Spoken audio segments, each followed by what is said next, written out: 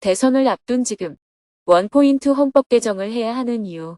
2025년 4월 9일 100일 법문 52일째 수행법회 신규 법사 수련. 안녕하세요. 법륜 스님의 100일 법문 52일째 날입니다.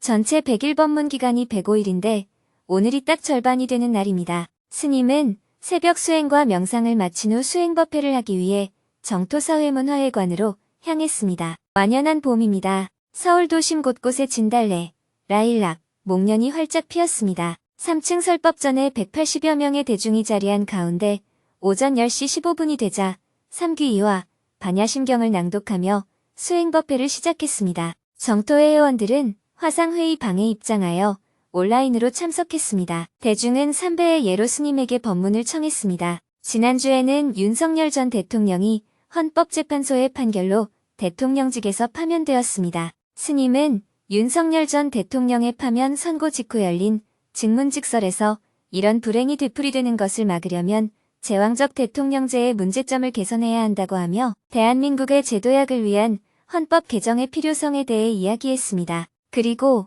우원식 국회의장이 4개월간의 탄핵 찬반 혼란을 수습하고 미래지향적 대안으로서 헌법 개정의 필요성을 언급하기도 했습니다. 이 과정에서 정토회 회원 중 일부는 현 시국에 대해 의문점을 제기하기도 했습니다. 스님은 비상계엄의 불법성, 탄핵 찬반으로 양분된 국론, 헌법 개정의 필요성 등 정토회 회원들이 질문한 내용들에 대해 하나씩 답변을 하며 법문을 시작했습니다. 그중 헌법 개정에 대해서는 왜 지금 헌법 개정을 이야기하는지 그 이유를 자세히 설명했습니다. 제가 지난 법회 때 헌법을 개정해야 한다고 했더니 어떤 분이 제게 이렇게 물었습니다. 대통령이 잘못해서 생긴 문제는 대통령을 바꾸면 될 일이지 왜 헌법 개정을 해야 합니까? 하고 문제 제기를 했습니다. 왜 하필 지금 이 시점에 갑자기 헌법 개정을 이야기하느냐는 것이죠. 지난 역사를 모르는 사람이라면 그 물음은 충분히 이해가 됩니다. 하지만 저는 어제 오늘 갑자기 개헌 이야기를 한 것이 아닙니다. 이미 10년 전부터 제왕적 대통령제의 폐해를 줄이기 위한 개헌의 필요성을 꾸준히 이야기해왔습니다. 그러니 개헌 문제는 갑자기 제기한 일이 아닙니다. 제왕적 대통령제의 폐해, 반복되는 불행을 어떻게 막을 수 있을까요? 우리나라는 대통령 한 사람에게 너무 많은 권한이 집중되어 있습니다. 국정 과제의 대부분을 대통령과 최측근 참모진이 결정합니다. 이로 인해 나라가 계속해서 분열되고 정권이 바뀔 때마다 대통령이 탄핵되거나 감옥에 가거나 측근이 구속되는 일이 반복되어 왔습니다. 대한민국 현대사를 살펴보면 지금까지 무려 8명의 대통령이 불행한 결말을 맞았습니다. 그렇다면 다음번에 누가 대통령이 되든 그 사람도 감옥에 갈 확률이 높다고 할 수 있죠. 우리나라는 긴 독재 정권 시기를 거친 후 민주화 시대에 들어오면서 노태우와 김영삼 대통령, 김대중과 노무현 대통령, 이명박과 박근혜 대통령 이렇게 진보와 보수가 각각 2번씩 번갈아가며 집권 여당을 차지했습니다. 그러다가 근래엔 문재인과 윤석열 대통령 이렇게 각 한 차례씩 집권을 했습니다. 그러다가 이번에는 제 임기를 다 마치지도 못했습니다. 그러니 다음 대통령도 임기를 다 채우지 못할 가능성이 상당히 높습니다. 그래서 누가 대통령으로 당선이 되든 이런 불행을 좀 막자는 것입니다. 전 대통령 8명이 겪은 불행의 역사가 대통령 개인에게도 문제가 있었지만 꼭 개인만의 문제는 아니었습니다. 만약 이 8번이 모두 대통령 개인의 문제였다면 그들을 뽑은 국민에게도 책임이 있는 셈입니다. 물론 대통령 개인의 자질도 중요합니다. 하지만 저는 이 반복되는 불행이 제도의 문제에서 비롯되었다고 봅니다. 막강한 권한이 대통령 한 사람에게 몰려있는 이런 구조 자체를 바꾸지 않으면 어떤 대통령이 나오든 동일한 비극을 겪게 될 수밖에 없다고 생각합니다. 근본적으로 이런 불행을 막으려면 제도를 개선해야 합니다. 즉 대통령 한 사람에게 권한이 너무 집중되어 있어서 문제가 발생한다는 것이지요. 개헌 논의는 어제 오늘 일이 아닙니다. 헌법 개정에 관한 제안은 이미 고 노무현 전 대통령 때부터 시작되었습니다. 집권 후반기에 나라가 이렇게 분열되어서는 안 되니 헌법을 개정함으로써 대통령 한 사람에게 집중된 권한을 나누고 협치를 위한 제도적 기반을 마련하자는 취지였습니다. 그런데 그때가 노 전 대통령의 임기 막바지이다 보니 차기 대통령으로 유력했던 야당 후보가 반대해서 성사되지 못했습니다. 그 후로 대통령 선거 때마다 후보들이 당선 후 임기 중에 개헌하겠다고 약속했지만 막상 당선되면 국가개혁이 우선이라며 흐지부지되었습니다. 그러다가 집권 중반을 넘어서서 헌법 개정을 하겠다고 하면 다시 다음 정권을 이을 사람이 반대하고 나섰습니다. 이런 일이 반복되면서 총 5번의 정권이 바뀌도록 개헌의 책임을 떠넘겨왔습니다. 이런 역사를 보면 누가 개헌을 하겠다고 주장하고 누가 개헌을 미루는지 짐작할 수 있을 겁니다. 바로 선거에 유리한 사람은 개헌을 안 하겠다고 하고 선거에 불리한 사람은 개헌을 하자고 합니다. 어느 당인지와 상관없이 이렇게 계속 도돌이표를 찍으며 지금에 이른 것입니다. 1987년 개헌은 한국 현대사에서 매우 중요한 사건으로 민주화의 상징으로 여겨지고 있습니다. 그때는 대통령을 우리 손으로 뽑자는 국민의 의지로 직선제 개헌이 이루어졌습니다. 그러나 직접 선거라는 선출 방식만 바뀌었을 뿐 대통령에게 부여된 제왕적 권한 측면에서는 독재 시절의 대통령제와 크게 차이 나지 않는 한계가 있었습니다. 그러다 보니 대통령의 잘못된 권한 행사로 현직 대통령이 탄핵되는 국가적 불행이 반복되고 있는 거예요. 대통령 권력의 분산과 내각 중심의 책임 정치 구현. 정권을 잡은 사람의 입장에서는 권한이 많으면 많을수록 좋으니까 개헌을 주장하던 사람도 당선에 가까워지면 말을 바꾸게 됩니다. 윤석열 전 대통령도 마찬가지였습니다. 그래서 결국 권력을 남용하다가 파면으로 끝을 맺었어요. 그래서 대통령 권한의 일부를 조정하자는 것입니다. 여러분도 알다시피 대통령과 청와대 참모들이 국정의 모든 결정권을 갖고 있어요. 지금 대한민국은 총리나 장관이 거의 허수아비에 불과합니다. 총리가 일부 행정에 실질적인 책임을 갖게 하고 장관들에게도 권한이 주어져야 합니다. 그래야 큰 문제가 생기면 대통령이 모든 책임을 지는 게 아니라 총리와 장관들이 책임을 질 수 있는 것입니다. 그러나 지금은 비극적인 사고가 일어났을 때 국민들이 장관이나 총리에게 책임지라고 하지 않습니다. 왜냐하면 허수아비에 불과하기 때문입니다. 오직 대통령에게만 모든 책임을 지라고 요구합니다. 그래서 임기 5년을 제대로 채우기가 쉽지 않습니다. 이를 해결하기 위해서는 대통령 권한의 일부를 내각 쪽으로 좀 옮겨야 합니다. 국방, 외교, 안보, 통일 등 외치는 대통령이 직접 관장하고 교육, 경제, 보건, 노동 등 내치는 총리 중심으로 관장하도록 하자는 겁니다. 잘못되면 우선 장관이 책임지고 크게 잘못되면 총리가 책임을 지는 겁니다. 지금 경제협력개발기구 38개국 중 대통령제를 채택한 나라는 한국과 미국, 멕시코, 칠레, 콜롬비아, 튀르키예 6개국뿐입니다. 선진국으로 분류되는 32개국은 권력 분산형 체제인 의원 내각제, 이원집정부제로 국가를 운영하고 있습니다. 물론 우리는 긴 독재 정권을 지나오는 과정에서 대통령을 내 손으로 직접 뽑고자 하는 영혼이 국민들 마음에 깊이 자리하고 있습니다. 그래서 내각제가 좋고 나쁘고를 떠나서 대통령 직선제에 대한 미련을 못 버리고 있습니다. 그러나 우리나라 정도의 국가 규모라면 내각 책임제가 더 적합하다고 할 수 있습니다. 왜냐하면 국민의 다양한 요구를 다당제에 기반한 협치로 풀어야 국정 운영이 안정되기 때문입니다. 그런데 현재의 국민 의식을 고려하면 대통령제에서 내각 책임제로 바꾸자고 했을 때 국민의 동의를 얻기가 쉽지 않을 것입니다. 그래서 대통령 권한의 일부를 내각으로 옮기자는 정도로 제안을 하는 겁니다. 이건 내각 책임제를 하자는 말이 아닙니다. 물론 지금도 국무위원을 총리가 제청하도록 되어 있어요. 그런데 총리에게는 실질적인 권한이 없고 대통령이 권한 행사를 하면 법적 절차만 밟는 정도입니다. 이번 비상계엄 선포에서 보셨듯이 국무회의를 거쳐야 하는데 대통령이 독단적으로 결정하지 않았습니까? 그래서 내각이 좀 더 책임지도록 하자는 제안을 하는 거예요. 여러분은 내각이라는 말 때문에 제가 내각 책임제를 제안한다고 오해하는 것 같아요. 제가 제안하고자 하는 것은 국무위원인 장관이 좀 더 책임지고 일하도록 권한을 부여하자는 겁니다. 대통령은 나라를 대표하는 국가원수입니다. 국가원수가 탄핵이 되면 국가 간 정상회담을 못하는 등 국익에 손해가 막심합니다. 그렇기 때문에 국가원수를 보호할 필요가 있고 그 방법으로 장관에게 권한을 주고 문제가 발생하면 장관이 책임지게 하자는 것입니다. 즉 대통령이 가진 권한의 일부를 내각으로 이전하고 또 중앙 권력의 일부를 지방자치로 이전하자는 것입니다. 그리고 지방자치단체장 역시 지방의 왕처럼 군림하는 것을 막기 위해서는 광역단체장이 가진 권한의 일부를 다시 기초자치단체장에게 분산해야 하고 기초자치단체장은 다시 주민들에게 권한을 이관해야 합니다.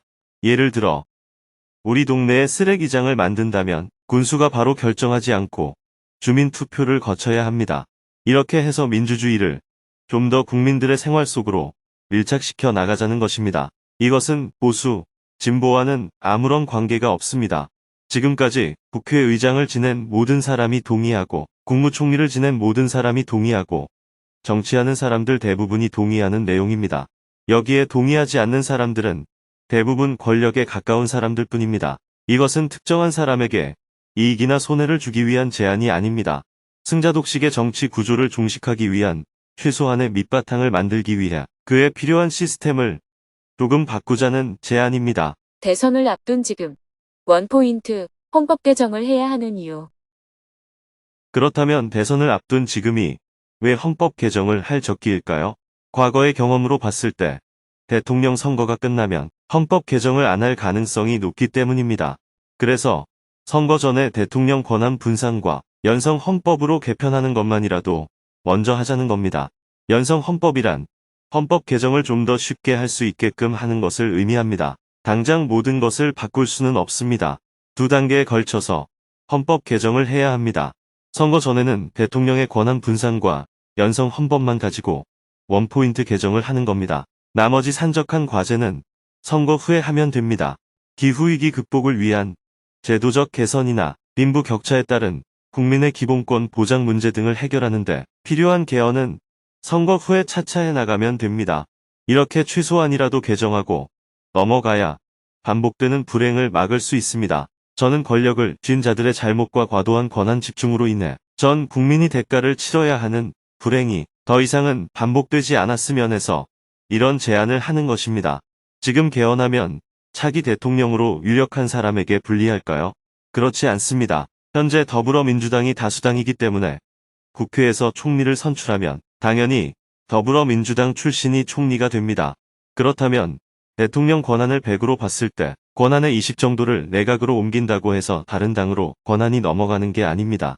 결국 자신들의 권한 안에서 일어나는 일입니다. 이렇게 권력을 조금 내놓으면 그동안 독선적이라고 욕하던 사람들도 생각이 좀 긍정적으로 바뀌게 됩니다. 그래서 손해날 게 없습니다. 반대로 상대적으로 소수당인 국민의힘은 손해가 날까요? 현재로서는 국민의힘이 이번 선거에서 이길 가능성이 낮기 때문에 대통령 권한을 분산하는 게 국민의힘에 유리하다고 생각할 수도 있습니다. 그리고 몇 년 후에 있을 국회의원 선거에서 이기면 권력의 일부를 잡을 수도 있으니 헌법 개정에 찬성할 가능성이 높습니다. 지금까지는 야당이 찬성하면 여당이 반대하고 여당이 찬성하면 야당이 반대했는데 지금은 개헌을 했을 때 불리한 쪽이 없습니다. 그래서 지금이야말로 개헌을 할 수 있는 절호의 기회라는 겁니다. 정파의 이해를 떠나 오직 국민과 국가의 미래를 위한 길. 부처님은 하나가 살기 위해 왜 다른 하나가 죽어야 하는가? 다 같이 사는 길은 없을까? 하는 의문을 품고 출가해서 마침내 깨달음을 얻었습니다. 그렇기 때문에 저는 모두가 함께 이익을 얻을 수 있는 길을 제안하는 것입니다. 그런데 사람들은 하나가 이익을 얻고 다른 하나가 손해보는 행동을 자꾸 하려고 하죠. 헌법 개정은 둘 다 이익을 볼 수 있는 방법입니다. 여당도 이익을 얻고 야당도 이익을 얻습니다. 국민도 이익을 얻고 국가도 안정을 되찾는 길입니다. 선거 후에 승복할 가능성도 더 높습니다. 절대 권력일수록 승복하지 않고 저항이 거세지기 때문입니다. 그런데도 개헌에 반대하는 사람들은 무슨 이유 때문일까요? 첫째, 개헌을 할 수 있는 시간이 없다고 합니다.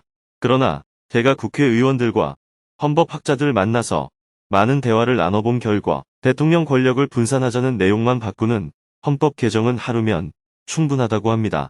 둘째, 지금은 내란 동조 세력을 뿌리 뽑는 게 먼저라고 주장합니다. 내란 동조 세력을 뿌리 뽑는 것과 헌법 개정은 아무 상관이 없습니다. 국회에서 헌법 개정 특위를 구성해서 국민 투표에 붙이고 통과되면 시행하고 부결되면 안 하면 됩니다. 만약 국회에서 여야 합의가 안 되어도 안 하면 됩니다. 그러니 대통령 후보가 안 하겠다고 할 이유가 없다는 것입니다. 내란 동조 세력을 척결하는 일은 그것대로 계속해 나가면 돼요. 그런데 내란 동조 세력 척결은 하루아침에 되는 게 아닙니다.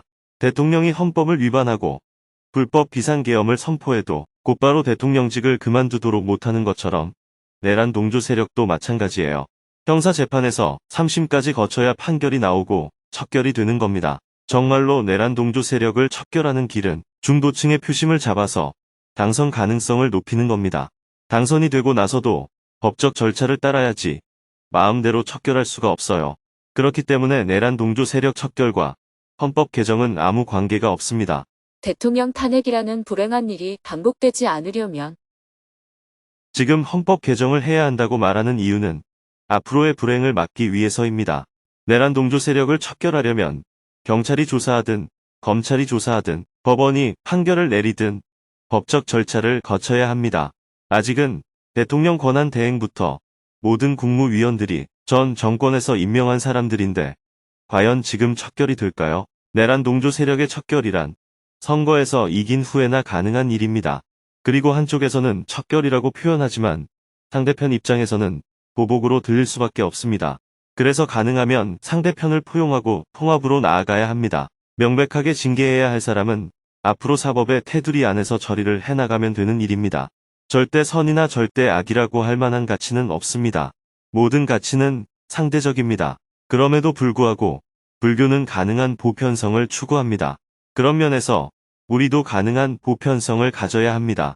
내가 웃을 때 누군가 우는 사람이 있다는 사실을 생각할 줄 알아야 합니다. 부처님의 법을 배우는 수행자들이 악을 쓰면서 상대를 척결하자고 주장하는 것은 바람직한 자세가 아닙니다. 물론 대한민국 국민이라면 누구나 자기 주장을 할 수 있지만 가능한 균형 잡힌 관점과 생각을 가져야 덜 괴롭습니다. 아무리 법을 어긴 사람이라 하더라도 자신의 잘못을 반성한다면 그를 포용할 줄도 알아야 합니다.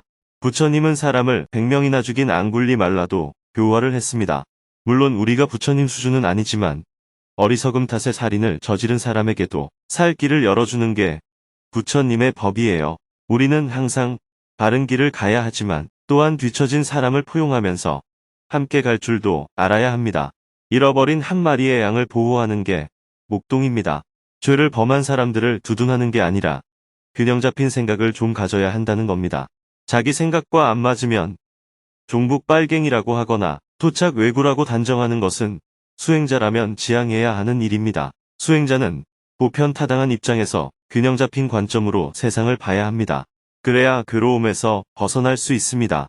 오늘은 시국에 대한 대중의 의문에 답하다 보니 벌써 법회를 마칠 시간이 되었습니다. 다음 주 수행법회 시간에 또 대화를 나누기로 하고 12시가 다 되어 수행법회를 마쳤습니다. 3층 설법전을 나온 스님은 지하 공양간으로 이동하여 대중과 함께 점심 식사를 했습니다. 오후 2시부터는 최근 법사 수계를 받고 소임을 하고 있는 신규 법사단과 수련을 했습니다. 7차의 법사 수계를 받은 10명과 8차의 법사 수계를 받은 19명을 포함하여 총 29명의 법사님이 정토사회문화회관 3층 설법전에 자리했습니다. 신규 법사단은 어제와 오늘 1박 2일 동안 온라인 시대의 활동 가양성과 개인의 수행과제를 주제로 그룹 토론과 자신을 돌아보는 시간을 가졌습니다. 이번 시간은 수련 과정에서 해소하지 못한 의문을 가지고 스님과 대화를 나누는 시간입니다. 법사님들은 지부나 지회에서 경험한 사례를 가지고 다양한 질문들을 했습니다. 스님은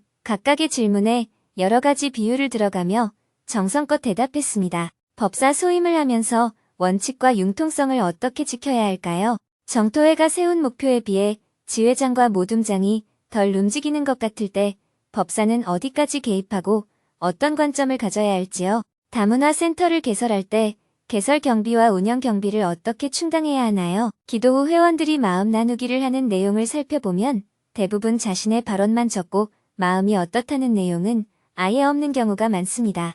어떤 지침이 필요할까요? 으뜸절 관리를 하다 보니 체력적으로 많이 힘듭니다. 으뜸절 운영에 필요한 인력을 어떻게 조달해야 할까요? 지회마다 법사에 대한 의존도가 갈수록 높아지는 상황입니다. 향후 법사 양성 계획은 어떻게 되는지 궁금합니다. 장래 의식을 한글화하자는 대중의 요구가 있습니다. 막상 시도해보려면 너무 방대하고 세심한 작업이라 어디서부터 손을 대야 할지 엄두가 안 납니다. 법사님 대부분이 리더십에 어려움을 겪고 있었습니다. 스님은 잔소리가 되는 시점과 법문이 되는 지점의 미묘한 차이를 생생하게 이야기하면서 중도가 무엇인지 강조했습니다. 마지막 질문자는 법사가 되고 나니 인사말과 마무리 말을 해야 할 때가 많아서 고민이라며 스님의 조언을 구했습니다. 대중이 인사말을 해달라고 할 때마다 매번 고민이 됩니다. 법사가 되고 나서 대중들을 만날 때마다 인사말과 마무리 말을 해달라는 요청을 지속적으로 받습니다. 행사가 있을 때마다 요청을 받다 보니 어떻게 말을 해야 할지 매번 고민입니다. 인사말을 해달라고 하면 만나서 반갑습니다. 이렇게 한두 마디만 해도 됩니다. 마칠 때 마무리 말을 해달라고 하면 여러분도 좋았습니까? 저도 좋았습니다. 잘 가세요. 하고 말하면 됩니다. 할 말이 없는데 말을 만들어서 하려고 하니까 어렵게 느껴지는 거예요. 할 말이 없으면 만났을 때는 어서 오세요. 하면 되고 헤어질 때는 안녕히 가세요. 하면 됩니다. 이렇게 짧게 인사하면 사람들이 좋아합니다. 말을 짧게 한다고 해서 법사가 왜 저리 말주변이 없냐고 문제 제기하는 사람은 없습니다. 도리어 끝날 때는 말을 짧게 할수록 더 좋아합니다. 그래서 말을 자꾸 만들어서 길게 하지 말고 간단하게 인사하는 편이 좋아요. 혹시 마음에 감동이 있어서 나누고 싶은 말이 있으면 하고 없으면 그냥 어서 오세요. 반갑습니다. 안녕히 가세요. 다음에 봅시다. 이런 말만 하면 됩니다. 증문즉서를 해보면 병문안 갔을 때 어떤 위로의 말을 해야 할지 모르겠다고 질문하는 사람들이 많습니다. 할 말이 없으면 손만 꼭 잡고 있다가 와도 돼요. 지난번에 저도 병원에 입원해 계신 지인을 만나 뵈었는데 별 얘기를 안 했어요. 여러분은 자꾸 무언가 말을 해야 한다는 부담을 갖는 것 같아요. 그냥 손이나 꼭 잡고 있거나 지난 일 중에 기억나는 일이 있으면 우리 예전에 거기 갔었지 하고 얘기하거나 옛날에 고생했던 얘기를 하면 좋아합니다. 말을 많이 하려고 자꾸 애쓰지 마세요. 생각이 나는 말만 하면 되고 생각이 안 나면 간단한 인사말만 하면 됩니다. 꼭 할 말이 있으면 조금 덧붙이면 되고요. 감사합니다. 잘 알았습니다. 2시간 남짓한 시간이었지만 법사의 역할에 대해 다시 한번 중심을 잡을 수 있었습니다. 다 함께 기념사진을 찍고 신규 법사단 수련을 마쳤습니다. 해가 저물고 저녁 7시 30분에는 저녁반 수행법회 생방송을 했습니다. 3층 설법전에는 100여 명의 대중이 자리하고 정토회 회원들은 온라인 화상회의방에 접속한 가운데 3배의 예로 스님에게 법문을 청했습니다. 먼저 질문을 받았습니다. 2명이 손을 들고 스님에게 질문을 했습니다. 그중 한 명은 어린이 통학 차량을 운전하고 있는데 무례하게 운전하는 사람들을 보면 화가 난다며 어떻게 마음을 다스려야 하는지 스님에게 조언을 구했습니다. 어린이집 차량을 운전하고 있는데 무례한 운전자들에게 화가 납니다. 저는 일상에서 어느 정도 마음 알아차림이 되어서인지 화나 짜증이 잘 일어나지 않습니다. 그런데 제가 어린이집 통학 차량인 노란색 차를 운행할 때는 알아차릴 새도 없이 이미 화를 내고 있습니다. 그럴 때마다 자괴감이 드는데 어떤 관점을 가져야 할까요? 노란색 차를 운행하는데 왜 짜증이 날까요? 차에 타고 있는 어린이들의 안전을 위해서 다른 차나 오토바이 운전자들이 저를 배려해야 한다는 기대 심리가 있기 때문입니다. 그게 맞긴 한데 어쨌든 다른 운전자들이 볼 때는 그냥 차로 보이는 거예요. 노란색 차는 어린이들이 승하차할 때 다른 차들이 주의를 기울이도록 깜빡이를 켜놓습니다. 그런데 깜빡이가 켜진 것을 뻔히 보고도 뒤에서 빨리 비키라고 빵빵대거나 심지어 아이들이 내리는데도 불구하고 오토바이가 그 앞을 휙 하고 지나갑니다. 그럴 때마다 너무 짜증이 납니다. 그 운전자들은 자기 나름대로 바쁜 일이 있어서 그런 거예요. 아이들이 내리고 있는 차 앞을 휙 하고 지나가는 오토바이 운전자는 그만한 아이를 자식으로 둔 부모가 아닐 겁니다. 아마도 총각이거나 자식이 있더라도 다 커서 성인이 되었을 거예요. 자기 문제로 다가오지 않으면 그럴 수 있습니다. 그것을 어떡하겠어요? 질문자는 노란색 차에 어린이들이 안 타고 있을 때도 도로 위에서 노란색 차라고 과시하고 다닐 때는 없어요. 제가 승용차를 운전할 때는 노란색 차들을 잘 배려해주고 있습니다. 그래서 제가 노란색 차를 운전할 때 승용차 운전자들에게 바라는 마음이 큰 것 같습니다. 질문자는 노란색 차를 운행하니까 그렇게 생각하는 거예요. 노란색 차를 한 번도 운행해보지 않은 사람은 그런 생각 자체를 못합니다. 그래서 저 사람은 몰라서 그렇구나 하고 이해하는 관점을 가져야 합니다. 그 승용차나 오토바이 운전자가 잘했다는 뜻이 아니에요. 몰라서 그런 걸 어떻게 하겠어요? 모르는 사람이 너무 많아요. 요즘 아이 안 낳는 사람이 많아진 것도 하나의 이유일 겁니다. 아이 없는 사람들이 많다 보니까 노란색 통학 차량에 신경을 안 쓰면서 운전하는 게 사회적 분위기가 되어가고 있는 거예요. 미국은 구급차나 통학 차량이 지나가면서 빵빵하고 경적을 울리면 모든 차가 한쪽으로 비켜섭니다. 그런데 한국 사람들은 아직도 대부분이 제 갈 길 가기 바쁜 분위기입니다. 바로 옆에서 경적을 울려대면 할 수 없이 약간 비켜주는 신용이나 하는 정도지 한쪽으로 비켜서는 경우는 잘 없어요. 문화적인 문제라고 봐야 합니다. 혹시 질문자는 미국에서 살다 왔나요? 미국에서 살다 온 사람들은 미국에 비해 한국에서는 통학 차량을 배려하는 문화가 없다고 의문을 제기하는 경우가 있거든요. 지금 우리나라는 구급차나 통학 차량에 대한 구체적인 지침이나 교육이 아직 안 되어 있는 상태입니다. 마치 인도 사람들이 오랫동안 교통법규 없이 운전하고 있는 모습과 비슷합니다. 요즘 인도에서도 신호등과 차선을 만들고 있습니다. 그런데 신호등이 있어도 신호를 지키는 사람이 거의 없는 실정이에요. 지금까지 없던 차선이 갑자기 생기니까 차선을 지키는 사람도 별로 없어요. 인도에서는 차를 타고 가다가 하차하겠다고 하면 양방향에 상관없이 내려야 하는 쪽으로 휙 가서 내려주니까 엄청 편리하기는 해요. 그런데 델리 같은 대도시는 양방향 가운데를 막아 놓아서 차선을 좀 더 잘 지키는 편입니다. 이것은 문화라고 봐야 합니다. 아주 엄격하게 규제해서 벌금을 많이 부과하든지 운전자 교육을 하든지 이런 노력들을 통해 문화로 정착이 되면 질문자가 말한 대로 배려하는 문화가 생길 거예요. 아직 우리나라에서는 구급차나 통학 차량을 배려하는 문화가 자리 잡지 않아서 생긴 문제입니다.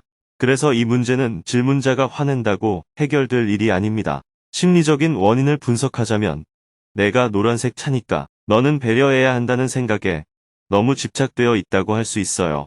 그래서 내가 화를 낸다고 해서 다른 운전자들이 그 사실을 알까요? 화내는 나만 손해이고 내 성질만 안 좋아지는 일입니다. 노란색 차를 배려하지 않는 운전자들을 계몽하고 싶거든 계몽하세요. 어린이들이 승하차 할 때 배려 없이 휙 지나가는 운전자가 있으면 호루라기를 획 풀든가 마이크로 그러면 안 됩니다. 여기 어린이가 타고 있어요. 이런 식으로 말을 해야 상대가 알아듣죠. 아무것도 안 하고 마음속으로 화만 내는데 무슨 수로 알아듣겠어요? 그래서 질문자가 노란색 차를 운전하는 것에 집착되어 있다고 말하는 거예요. 질문자의 말이 맞기는 한데 내가 화나는 이유는 집착되어 있기 때문이라는 겁니다. 오늘도 운전하면서 저 사람이 나를 들이받은 것도 아니고 그냥 빵빵 될 뿐이다 하고 생각하는데도 화를 내려놓기가 쉽지 않습니다. 질문자가 노란 차를 운전한다는 생각에 너무 집착하고 있어서 그렇습니다. 아이들이 배려받고 보호받아야 하잖아요. 내가 짜증을 낸다고 아이들이 배려받고 보호받는 것이 아니에요. 국회에 전화도 해보고 편지도 보내보고 인터넷에 올려도 보고 이런 식으로 국민을 계몽하기 위한 활동을 많이 해야 아이들이 보호받을 수가 있는 겁니다. 차 안에서 나 혼자 화낸다고 아무도 계몽되지 않습니다. 두 가지 방법이 있습니다. 첫째, 노란색 차를 배려하지 않는 운전자를 만날 때마다 현장에서 노란 차 안 보여요. 이렇게 고함이라도 쳐야 고쳐집니다. 둘째, 이런 상황을 인터넷 게시판에 계속 올려야 운전자들의 의식 개선에 조금이라도 도움이 됩니다. 그렇지만 혼자 화내는 건 아무 도움이 안 됩니다. 질문자가 화나는 이유는 노란색 차에 집착하기 때문입니다. 결국 자기 문제라는 사실을 알아야 합니다. 잘 알겠습니다. 감사합니다. 대화를 마치고 스님은 오전 법회처럼 대통령 탄핵과 국론 분열, 헌법 개정에 대한 이야기를 이어나갔습니다. 수행자는 현재의 시국을 어떤 관점을 가지고 바라봐야 하는지 중심을 잡을 수 있었습니다. 내일은 100일 법문 53일째 날입니다. 오전에는 정토사회문화회관 3층 설법전에서 경전 강의 10강을 하고 오후에는 지역리더대학원 입학식에 참석하여 강의를 한 후 저녁에는 지하 대강당에서 불교사회대학 10강을 할 예정입니다.